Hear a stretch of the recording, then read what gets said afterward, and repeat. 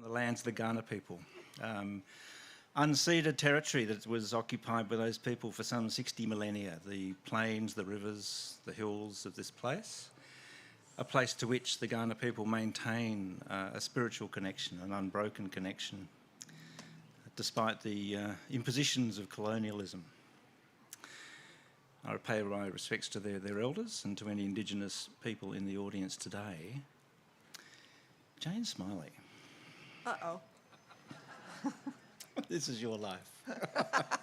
Jane is prolific. I had expected on entering the retail portion of the festival to see an entire wall taken out with your work. This is not the case, sadly. But I am not as prolific as Mr. Keneally. There is that. You are, however, taller. So, you know, there's... I hope I'm as funny. It's yin and yang. 18 works of fiction. Novels for young adults. 1,000 Acres, of course, won the Pulitzer Prize. The next novel is not out yet, so your timing at this festival is unfortunate. Lucky is coming out in April. So look out for that. But the current book is a dangerous business. And I think it takes you to one of your, I think, favoured sort of periods in that sort of Civil War-ish time in the 19th century. My editor keeps saying you can't set everything in the 1850s. Why not? That's what I would say. You know, it's a very interesting period. Well, what is it about that time? Pardon me? What is it about that time? Well, we know now that the Civil War was coming, but the people at the time, they just thought things were maybe going bad, but they didn't know why or what was going on. And things were different in the West than they were in the East. They were more, I don't know,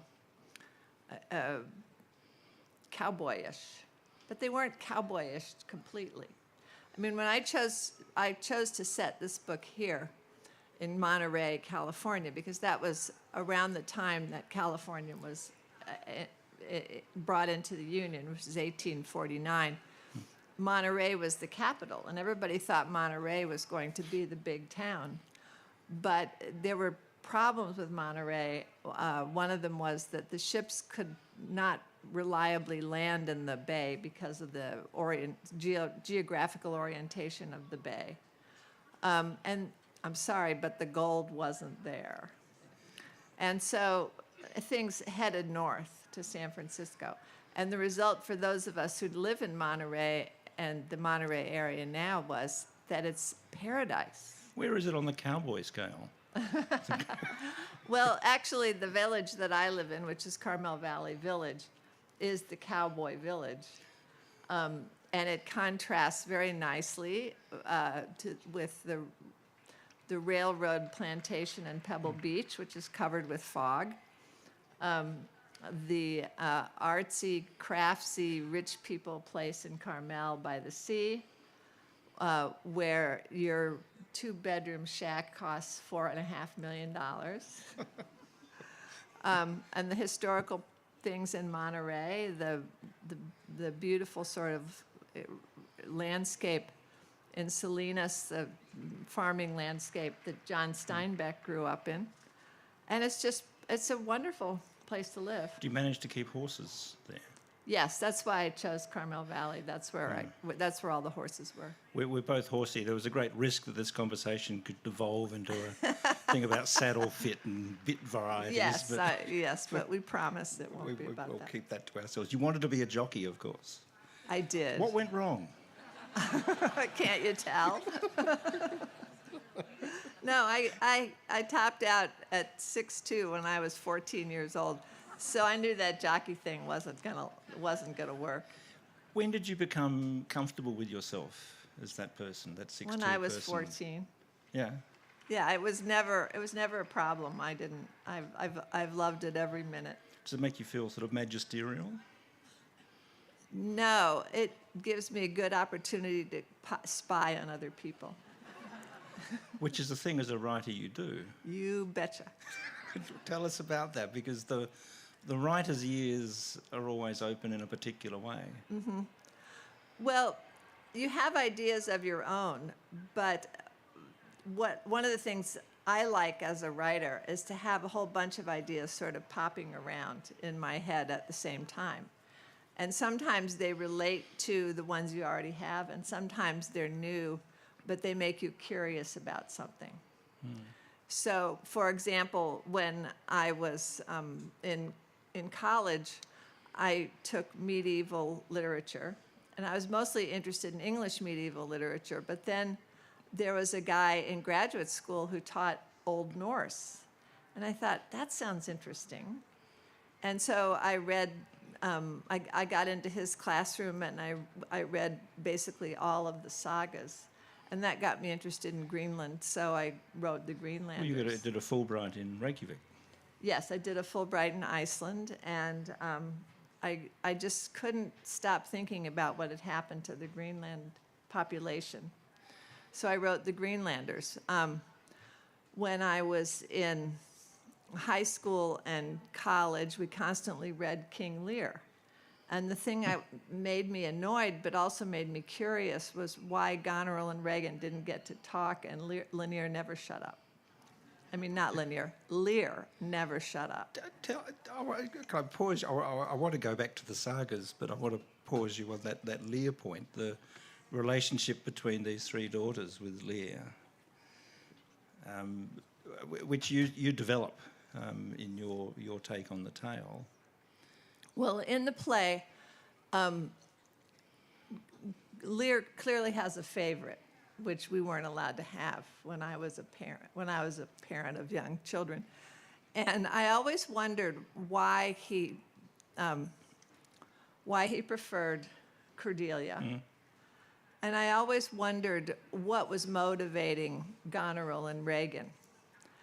And so I knew I wanted to rewrite it, but I had to find some kind of background material. And as always with a Shakespeare play, there is some background material.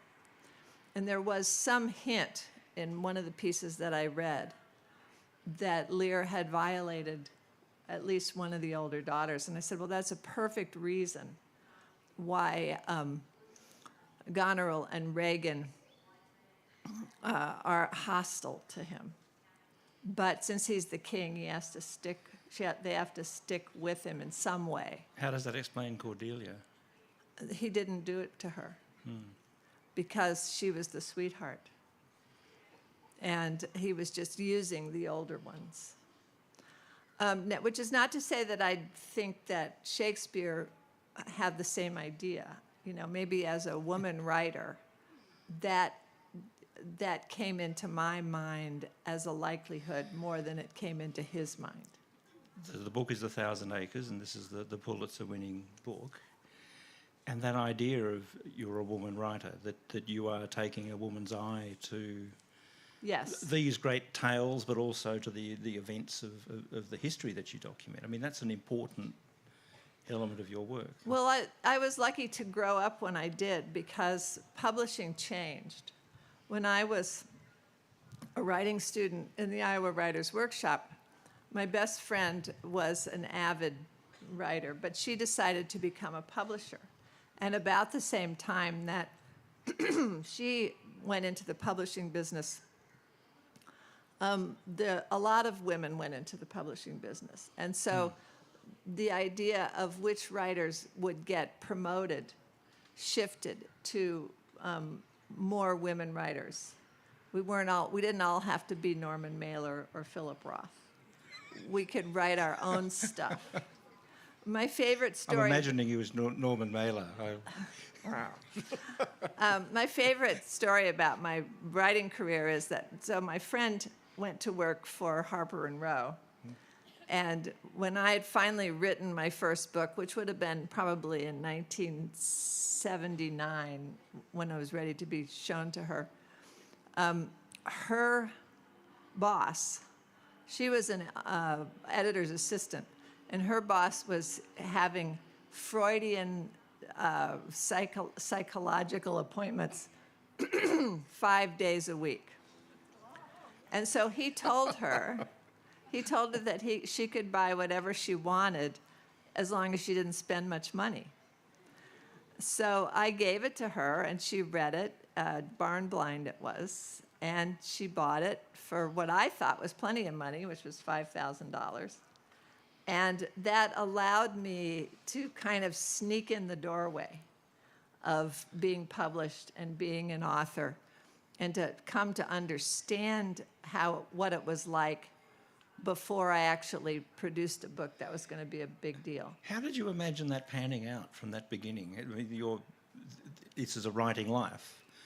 Was there any concept of that, or was there something you just I had no took? idea. I just wrote the books and sent them in and hoped for the best. It's could have worked out. Well, I prefer, I like publishing. I like having readers. I like talking, yak, yak, yak, yak. But I like writing the best. And so one of the things I'm most grateful for in my career is that I've been allowed to keep going by my publishers. I'm intrigued by how much of that writing work that you do in the bath. I do the reading in the bath. Oh, silly bee. But I wouldn't dare take my laptop into the bathtub. It's part of your daily routine, though, isn't it? To unzip a Diet Coke, to take your... We have the product placement here, for those who are curious. To take your reading matter into the hot tub and settle down. It's good to have routine, don't get me wrong. Well, I have a friend who did she's a neurologist, yeah. And she did a study of creativity. And one of the things she discovered was that if you're making something, and it doesn't matter what it is that you're making, you have to take a break from it, because your brain has to be able to kind of sift out the stuff that made you annoyed, or the confusing things that might continue if you didn't take a break. And so my experience is I write something, I take a break, which could be going into the hot tub, it could be going for a walk, it could be going to ride a horse, and I have an idea. The thing that confused me while I was working on it that day, suddenly I have an idea. Now, because I'm forgetful and have been my entire life, thanks to the internet, I can email myself a reminder. Blessing. It's been great. What part? It's a really interesting part of the writing. I find as a part of the writing process, there is great joy in reworking the thing that you just wrote. Yeah. In going without the pressure of making the thing appear. Yes. To go back over that and then feed into that the ideas that occur, and on Yes. you go to the next thing. I really like rewriting. Some of them have been harder than others. And each of my books has been different from each of the others, and that's been quite interesting to me. But for example, when I was writing The Greenlanders, because I wanted to put it in an archaic style that would be similar to something that had been translated from Old Norse, it took me a really long time to sort out the first 50 pages of the manuscript, which probably is about the first 30 pages of the book. And then I figured it, then it sort of took shape and it got into my brain, and then I would sit down and keep going with the story. And it just sort of came through me in a rush. I would sit down and think I had been writing for an hour, and I would have been writing for 5 hours. And I've only had that experience once. When I was writing Moo, when I started out, I wanted to do the same thing as Mr. Shakespeare, whom I call Uncle Bill. I wanted to write comic novels, I wanted to write tragic, I wanted to write epic, and I wanted to write romance. It's a good model. And yeah, he was a great model, I have to say. And so each one that I've written, so the comic one is Moo, the tragic one is 1,000 Acres, the epic one is The Greenlanders, and the romance one, and romance is not love, it's travel. from medieval times. And the romance one is The All True Travels and Adventures of Liddy Newton. And then I wrote one called Horse Heaven, about horse racing, with a comic horse, a tragic horse, an epic horse named Epic Steam, a romance horse, a realistic horse, and a surrealistic horse. And the last 100 Years trilogy, is that the histories? That could be.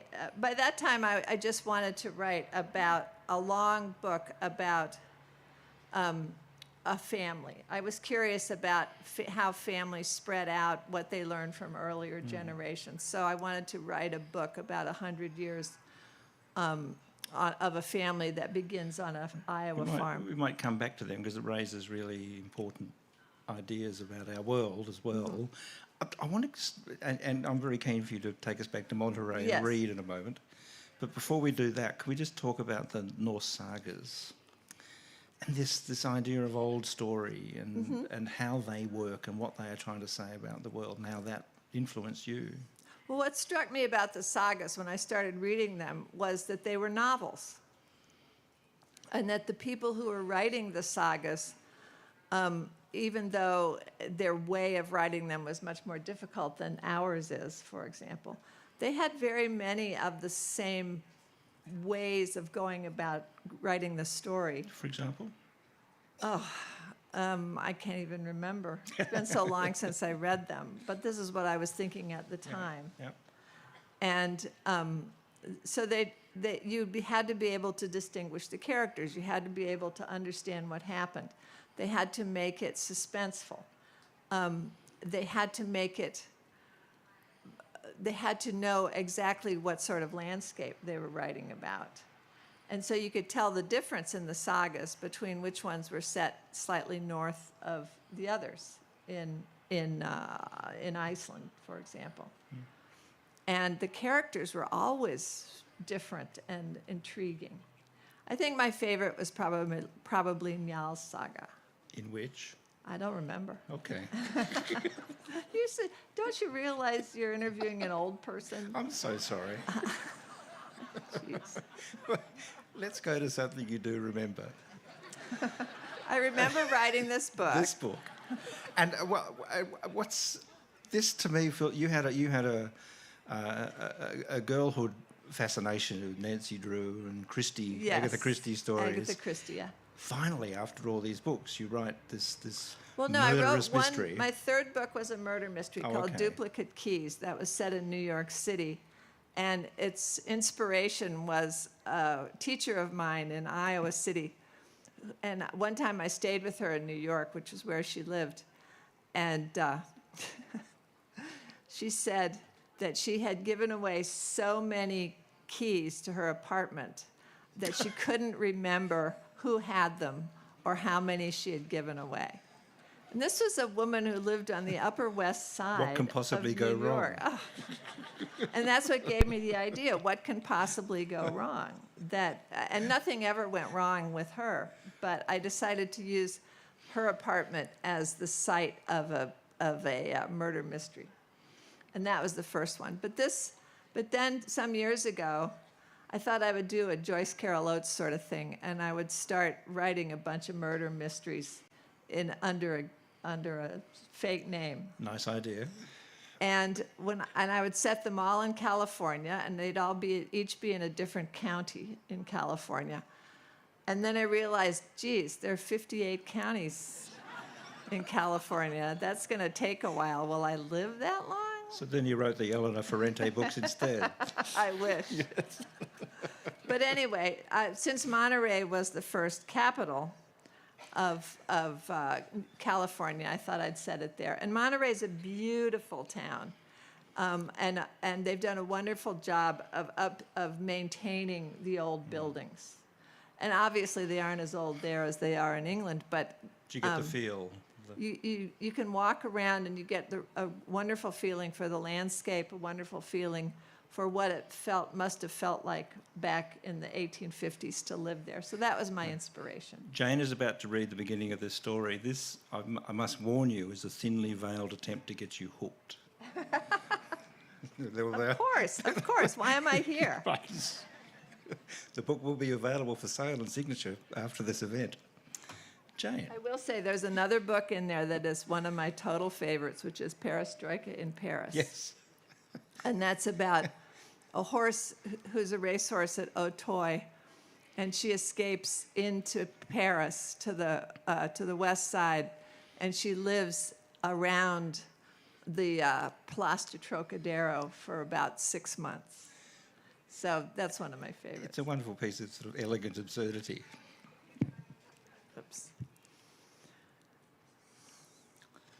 2 months after her husband died on November 12th, 1851, Eliza Ripple stopped writing letters to her mother back in Kalamazoo. The reason was both simple and complex. Her mother had written her 3 letters, all of them lamenting and lamenting and lamenting Peter's demise. But apart from the shock, which was perfectly understandable given that he was shot in a bar fight in Monterey, Eliza was more relieved than upset. They had been married for a little over 2 years. She was 18 when her father handed her over to Peter, who was 38. Eliza had hardly known Peter at the time, as he was new to Kalamazoo, visiting a cousin he had there. He had presented himself as prosperous and well-mannered, an experienced traveler with connections and funds. Eliza had offended both of her parents by becoming fond of a boy her age from Ireland, County Cork, who worked at a lumber mill, though not the one her father owned, was tall and handsome, spoke with a lilt, hadn't a penny, and was, of all things, Catholic. All of the members of her family, staunch Covenanters, were convinced that the Irish, especially those from Cork and Dublin, were soulless sinners. Her father had pointed to a freed slave who'd run across the Ohio River to Cincinnati and then made his way north and said, "Better Josiah Grant than that bog trotter." Peter never told her parents that he was a Covenanter or even a Presbyterian, but he had the right name, Cargill, and was happy to be married in their little church in Kalamazoo. And the only thing Eliza could think of while the ceremony was taking place was the sight of Liam Callahan standing on the corner of Lovell Street and Park Street, the red autumn leaves fluttering above him, staring at their carriage as they drove to the church. Perhaps her parents assumed that Peter would settle down in Kalamazoo, buy himself a sturdy house, and produce the grandchildren her mother was ready for. But once the snow melted off in the spring, Peter was already preparing himself for California, the gold rush, his future wealth, and whatever wealth he had was all in the future. By the Christmas after they married, Eliza knew perfectly well that the wealth he had wooed her parents with was a mirage. And Eliza, of course, was to come along as his servant. That was clear, too. It was not that Eliza's parents disagreed with the idea that Eliza was born to be Peter's servant, but they did not act out their beliefs. In actual fact, her father was her mother's servant and had been as long as Eliza could remember. They slept in different rooms. He was to knock if he wanted to enter, because if he came in suddenly, he would give mother a headache. He was to let her decide what was to be done with the house or the garden or the horses or Eliza. At the end of each month, when he brought home his profits from the mill, he handed them to mother, who divvied up the money to pay the bills and then sent him to the bank with what was left. Eliza was their only offspring. More evidence for Eliza, once she was married, that mother called the shots. These sorts of things would never happen with Peter. Part of the reason Eliza didn't mourn him, and part of the reason she was now earning her living, and a good living, in Monterey, was that he had made it clear that he intended to put it to her, whether she liked it or not, once or twice, every day. And then, when she felt the quickening, he took her to a woman on South Pitcher Street in Kalamazoo who gave her some concoction and kept her overnight. She never saw the remains. After that, he regularly pulled out and also bought a few rubber things that he used. When he got her to Monterey, he found a doctor who gave her her own rubber thing, a pessary, which she was to wash and insert and take care of. If there was anything that she was thankful for to Peter Cargill, if there was anything she was thankful to Peter Cargill for, it was the knowledge that enabled her not to be impregnated again. Thank you. There's a wonderful sense in that of whisking the reader up and placing them instantly into this complex world and giving them that sort of instant entree into a whole lot of stuff, which is obviously immediately captivating, but I imagine this is a hard thing to do, is to dispense with a lot of preliminaries and just be there. Well, it varies from book to book, but with a murder mystery, you have to start with something dramatic. And I knew that there had to be a reason. I knew that when Eliza was in Monterey, or when she got to Monterey, she had to be able to earn her living, because I wanted her to be self-supporting. But there weren't many ways for a woman to earn her living in Monterey, and there were fewer women than men in Monterey at the time. So it was pretty clear in my mind that she was going to go into the sex worker business. But I decided to make the woman who runs the brothel, I decided to make her a very sensible, determined, and knowledgeable woman about that business. Do you think that would be... I can see how that's a useful thing authorially. Do you think that would be representative, or is it not important to sort of be historically precise? Well, you know, when I was finished writing the book, I gave it to the local historian who specialized in Monterey history. And he went through it word for word, or word by word, and he corrected some things, but he thought that the ideas of the brothel were realistic, probable. Her friend in the book, who's one of my favorite characters, works in a different brothel, but it's a brothel for women. Her name is Jean. And I said, well, what do you think about that establishment? And he said, plausible. And, you know, if you want plausible... That's good. For Monterey, there's a building in Monterey that's still actually there that was brought from Australia. Every board, every nail, everything they needed to build this building was shipped from Australia to Monterey around the same time as that. I'm very curious about that, but I feel like it's a tangent. When they first brought it, they made it into a hotel, and then it became a theater. And now it's just kind of sitting there while they're trying to figure out what to do with it. But if they could do that, then there could be a brothel for women. A book of strong women, a book that centres female experience, that is also a murder mystery, but is full of sex positivity. I mean... Well, there was. Why wouldn't there be? She's the worst partner. She's already had him. And Mrs. Parks wants her girls to be safe. And so she hires someone to keep his eye on what's going on. And she gives the girls a way to alert him and kick a few out. But a lot of the guys come in, and there's one guy who's been on a ship, a shipping vessel, for an enormous amount of time, like 6 months. He wants a rest. He wants some affection. And he's nice to her, and almost everybody is nice to her. And according to the Monterey historian, that was a characteristic of men in Monterey in the 1850s because there were so many fewer women. Because we tend to imagine otherwise, I guess. We tend to imagine this is a brutish and violent time. My father was out of the picture. And my grandparents told so many stories about when they were young or when my mother was young. And it really got me into the mode of thinking about families, history of various families. You wrote, it's a beautiful piece in the New Yorker about your dad and his absence in your life. My Absent Father, it was called, yeah. Yeah, but you say that when you were small, there was a period in your life when your father was a fictional creation, when your father was just a manifestation of your mother's stories.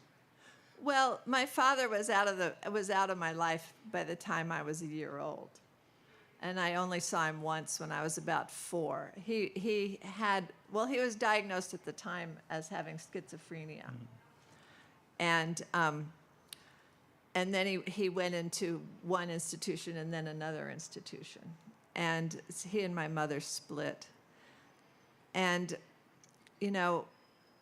because I don't know why it was, but I didn't have... Gregory Peck, isn't that the... Sort of. Yeah. He's peckish.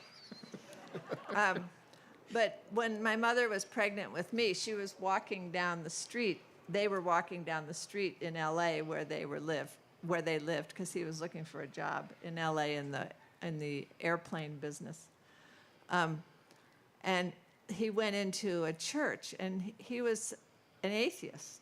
So my mother couldn't figure out why he went into the church. He went into the church, he knelt down, he stood up, and he turned to her and said, "I am told you were given to me as my handmaiden." And my mother just went, uh-oh. Chill. Yeah, my mother was independent. She worked in a newspaper business. She was keen to be a writer. She wanted to be a writer. She did not expect to be anybody's handmaiden. And despite this absence between you and your father, you once your writing life is established, you send him some books, get no response from that. But when he dies, one of your books is in his bed. Yeah, I can't remember which one it was. He died at 66, so I don't remember which one it was. But I thought that was really interesting that that book was there. Maybe he was reading it. He did not believe in literature or fiction. He believed in science and math. And that's a good reason why I'm glad he wasn't in my life. Back to the century, and World War II, big in the life of your parents, and of course a peak in this century you describe.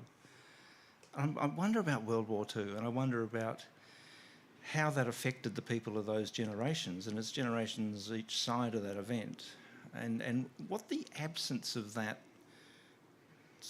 it's almost a strength of sort of moral influence from that event had at that time, and the absence of it now. I don't know if I can answer that question, because I came from... So my father and 2 of my uncles had been in World War II, and they all had different responses. My cousin's father was a photographer whose job was to lay in the bottom of a plane and take pictures of the damage done by various bombings. And when he was out of the war and the war was over, if he heard a loud explosion, he would hit the ground. So there was some trauma there. My other aunt's husband was also in the war, and I think that made him sort of dictatorial. But for my father, I think the war wasn't about combat. It was about trying to come up with ideas or inventions that would help the U.S., or the Allies rather, win. And every time he tried, he failed. So he was constantly being moved. When he was at West Point, he was in the cavalry, but they got rid of the cavalry, obviously, for all sorts of reasons, for World War II, because what good was the cavalry? But they put everybody in tanks, and my father was too tall for a tank, so that was that. So he was constantly being moved around, constantly being asked to do this or that, and constantly not succeeding in what he wanted to do. It's a turning point for the culture. I think there's, and what one of the things in the Century trilogy, there's a sort of a before and after almost in that. There's this little passage from Claire Langdon, as an old woman Yes. recalling a previous time. She says, "What did I love? I think all the scents.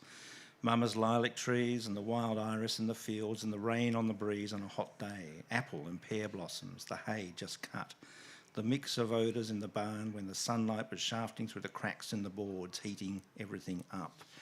Such an evocation of a sensual lost world.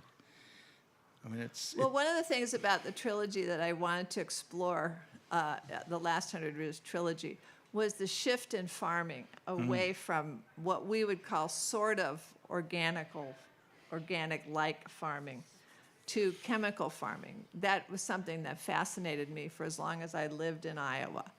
And I knew when I was living in Iowa that I was being exposed to toxins, and that we all were. And I wanted to explore that. So the trilogy begins in 1920, where the family farm is not very big, and they use draft horses. They use draft horses, and they fertilize with natural substances. And the St. Louis-based devil's company, Monsanto, has not done anything yet. They do. I mean, that's the arc of these books is from that rich horse-turned soil to this chemically constructed layer of growing medium, which is modern farming. Yes. Which is the tale of our times. I don't know if it's a tale or a tragedy. I mean, I know what I think. I don't know what to call it. Well, what do you? I mean, this is the destruction of our world slowly. Yes.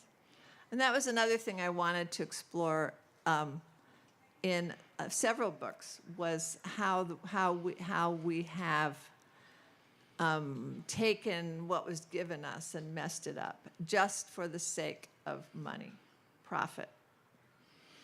And I'm not talking about you guys. I'm talking about the USA. But it's the novelist's great gift is the old thing about writing of show, don't tell. It's the novelist's great gift not to just present a polemic, but to create the story. You have to give the reader the sense of how it felt, how things felt, and how they feel now. And that's what I've been trying to do all along. My natural predisposition is toward happy endings and comedy and that kind of thing. But if you live in a world where bad things are always happening, you have to include that stuff. Well, the program note for this event says, she tells Jonathan Green why she believes novelists are always working at a time of turmoil. This is going to happen. All times are times of turmoil. What's the current turmoil, do you feel? What do you... Haven't you been watching the news? Yeah, well, I just want you to tell me. I have a sense of it. Well, the current turmoil was spurred by Rupert Murdoch, the worst immigrant ever. He's our fault, I'm afraid.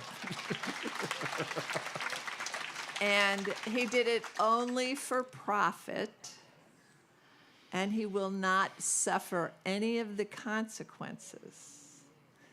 But I also blame Ronald Reagan. You know, when I remember, I think it was my first child was born in 1978, and I remember when I got up in the middle of the night because I lived in Iowa, and I was watching. I turned on the TV and I had held her in my arms, and they announced that Reagan had won the election in 1980, and I burst into tears because I knew that it was going to just shift, and it did.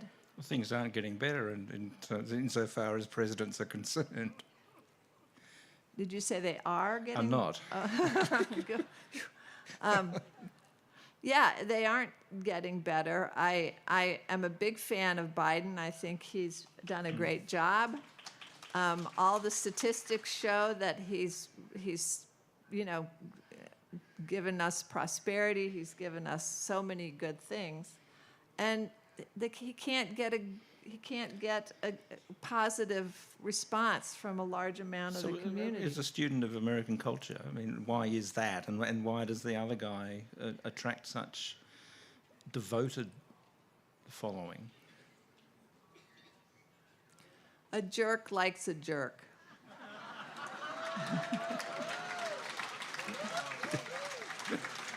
Nothing if not succinct.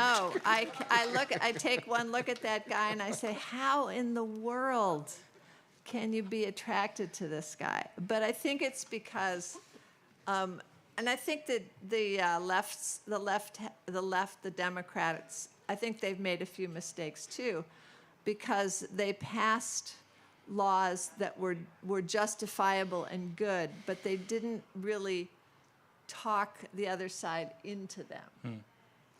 I mean, I'm all for civil rights laws. I'm all for equality. I'm all for that kind of stuff. But then, I mean, I do think the worst thing that a certain someone whose name I never mention has done was to fix the Supreme Court so that they will do anything he wants, as is evident from today's news. 9-0 in his favour. And once the Supreme Court is completely screwed, then we have no hope, really. Or we don't have much hope. I would say we have some hope. But I always think if that certain someone is elected, he's going to turn on people like us or like the governor of California and say, I've also been avidly against the gun movement, but there's nothing we can do about it. Nothing we can do about it, apparently. Your turn for questions is coming up. There's a microphone just on the right-hand aisle here, so form a little line. Make sure they're questions. I'm going to say one last thing. I'm going to ask you another question. We're okay, not done yet. Go ahead. We're not done yet. Make sure they're questions. Upward inflection at the end, please. If not a question mark, the full deal. Question mark and exclamation, the old interrobang, that's permissible, but not big statements. And keep it civil and polite. We insist on that. I wanted to ask you about the next book, but you can... Oh, yeah, I'll tell about that. So it's called Lucky. Yes. It's out in April. It's out in April, at least in the States. I don't know about here. But when I went to my 50th high school reunion in 2017, one of my interviewers asked me if I'd ever said a book in St. Louis, where I grew up, and I said, I haven't. What's wrong with me? And so I decided I was going to write an alternative autobiography of me if I'd been a musician rather than a writer. And I love music, and my family, we grew up singing around the piano. What did you play? I didn't play. I played the banjo for a while. But in your alternative novel life? I'm a singer who plays the guitar. Okay. A folk singer. Joni Mitchell. Sometimes, somebody like that. And her name is Jody, and she went to the same high school I did, but she learned different things, and she never got married. And I totally enjoyed writing her music and her lyrics. Excuse me. And just reimagining my own life. There's a potential spin-off project here for someone to take those songs. Wouldn't that be nice? Volunteer, it's accepted. If you're listening, Taylor. How about that? That would be lovely. Yes, please. Hi, thank you so much. I just wanted to ask you to talk a bit about the Jewels, your novels for young people. How did you come to do that? What's the project there? Because they're terrific. Thank you. Well, when I grew up, I loved horse books. And I realized how much I'd learned from the horse books and that I read, I can't remember the name of them now, but and I was an only child, and I thought all the time I was growing up that I was going to find a horse in the woods who was going to be my friend. Unfortunately, it never happened, but I was allowed to take riding lessons.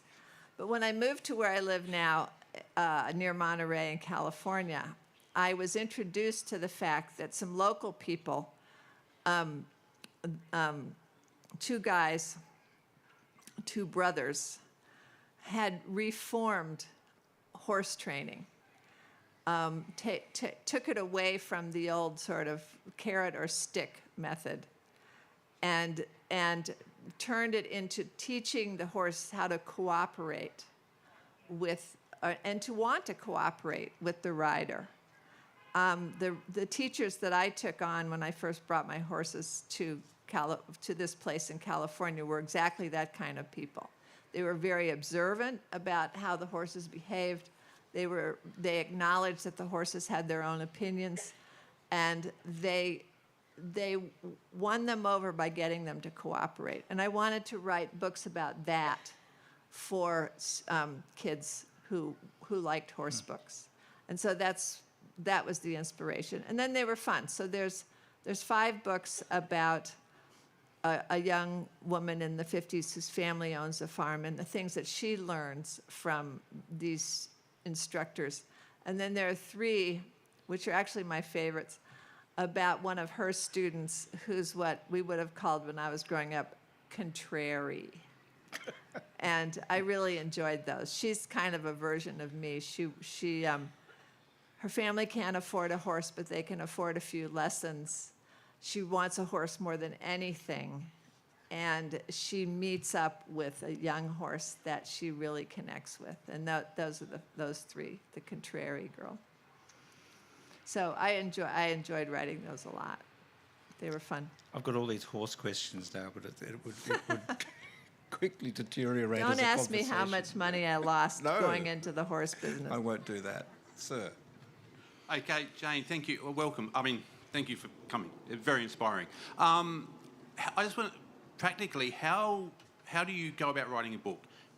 How long do you spend researching? How long did your first book take? How long do you take now? Do you write by paper, onto a computer? Just some of the technical factors. I write on the computer. I write on my Apple laptop, and I call myself très prustienne because I write in bed.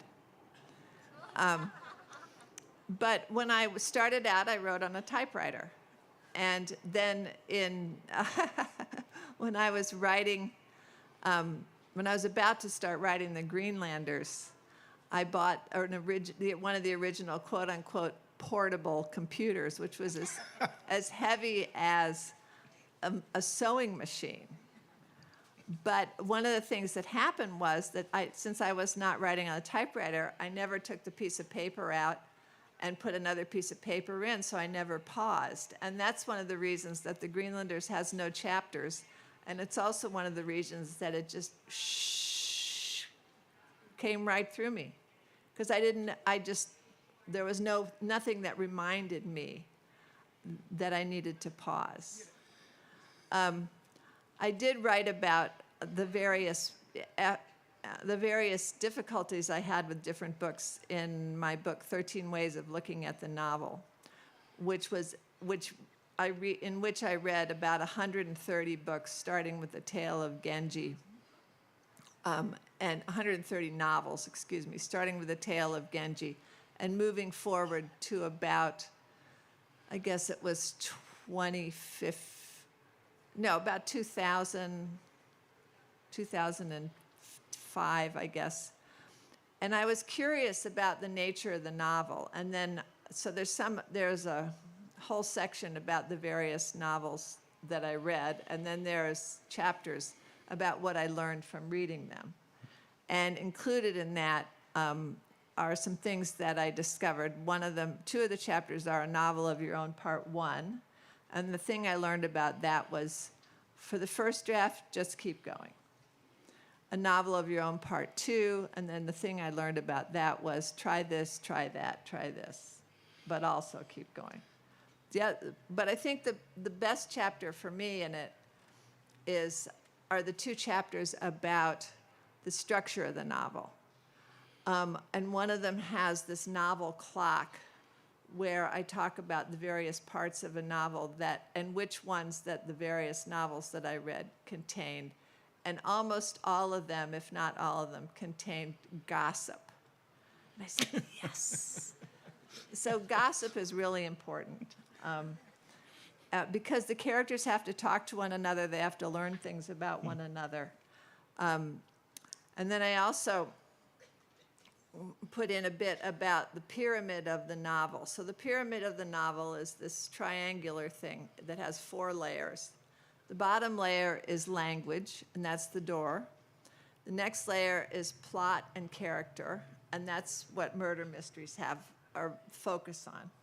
The layer above that is setting and theme, and that's what gives the author a kind of meaning. For most literary novels are really about setting and theme with some characters and plot. Most murder mysteries are about plot and character with some setting and theme. And then there's the tip, which is complexity. And the thing I learned about complexity was that not everything can be complex. You have to pick what's going to be complex. And if you pick the language, then critics are going to love you the way they loved James Joyce, and readers are going to say, I didn't understand a word. That's what you want. That's apparently what you want. I'm a big fan of old manuscripts when people used to write by hand and then correct by hand, and you these images of these incredibly messy things which slowly take shape. And as someone like you who grew up using a typewriter, then moved to a computer, this age of sort of liquid correction of a much more sort of organic process of forming words. Well, I wonder how it's changed the forming of words. When I was in Paris, because if you're going to write a book about Paris, you have to go there over and over and do a lot of research, especially in restaurants. Just keep telling your publisher that. But one of the things I did in Paris was to go to the Balzac Museum, and it's got lots of displays of pages that Honoré Balzac wrote, and I could not have been more grateful to be me rather than him, looking at how he had to write it and what he had to put up with in order to produce all of those books. And the other thing is that when I first started out, the research, you had to go find the encyclopedias, the World Book or whatever it was, and you had to call people, and now the research is on the web. Well, and the it's stuff fabulous. that you can research in process of that sentence. I need to know this. I can quickly find that out. Yeah, and you can go to a neighborhood, and you can have the Google boy walk around the neighborhood, and you say, "Oh, I'm gonna set it there." Please. Thank you very much for coming and your lovely talk. I also have a question a bit about the Greenlanders. I'm interested in what you just said about your sense of flow because of using this new medium. Did you gradually sort of change your style after that? And also I wanted to ask, how was the Greenlanders received in Greenland and Denmark? I have no idea about the last part. In my experience, and you guys can tell me, but there's always somebody in the audience who's read the Greenlanders more than once. Should we test that? No, you can if you want. Okay, who's read the Greenlanders more than once? We're too far south for that, I guess.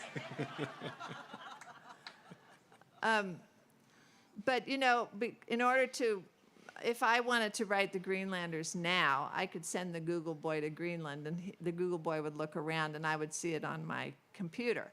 When I was writing it when I was researching it in 84, I went to Greenland myself and looked around.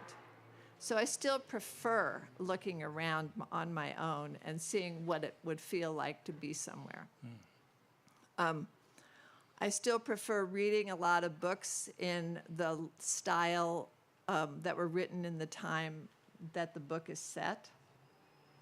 So, because I like the prose to be similar to what the characters would have been talking about in those days. I love doing research. I'm glad it's easier on the computer. But I'm happy to go to libraries. I'm happy to talk to people. I'm happy to go for visits. I'm happy to do whatever I have to do. I asked you before about with that first book published, the prospect of that writing life. I'm wondering, and you said, well, I don't know, I just wrote the books. In reflection, that journey through all these books, what's your sense I of that enjoyed achievement? them. The only one I had trouble with was Private Life, and it was because there's a crackpot in Private Life, and he was a true crackpot who actually lived, and I really had never met a crackpot. So it took me a really, really long time, and I went back and forth with my editor about why my portrayal of this guy wasn't working. And finally, I got some kind of insight into, I didn't want to diagnose him. He wasn't living in our time. I didn't want to diagnose him with a particular mental illness because I didn't want to think of him in modern ideas. But I finally managed to think of him. And he continued to be a crackpot. He was based on this is the last thing I'll say, but in the book he's called, God, I can't remember. But he was based on a relative. My grandfather was one of 10, and one of his older sisters married a local guy who was a physicist from central Missouri, who ended up in Northern California, whose only job, because he was a crackpot, was to observe what time of day they dropped the ball to show that it was midnight. And then he reported that to the local shippers, and then they knew what time it was. That was his only job. But he had all these theories, and one of his theories was that Einstein was an idiot because he believed in the theory of ether. He believed in all that early stuff. Anyway, when my great aunt died in the early 50s, a couple years after that, he had plenty of money. A couple years after that, he took the ship or a plane or something to Stockholm and offered to give us a speech to the people at the Nobel Institute. Splendid crackpottery. And they all agreed, and they all got dressed up, and they sat in the audience, and he gave this speech about how Einstein was an idiot. And then, goodness me, they didn't give him the Nobel Prize. So 2 years later, he went back. And of course, they were very kind and generous, and they let him in. But the only people in the audience who were also dressed up were the grounds crew. So he never got the Nobel Prize. It's a very sweet tale. Crackpots are welcome at the signing desk shortly, where Jane will be. But I'm glad that nobody answered. The worst question I ever got was, are you ashamed of telling lies for a living? Oh, harsh. That person need not attend the signing desk. Well, I explained to him what willing suspension of disbelief was. Yes, it's not a fine line at all. A Dangerous Business is available in the retail outlet. Jane will be happy to sign your copies, and if you could please thank Jane Smiley. Thank you for coming. It's been great to have a chat with This guy. this guy.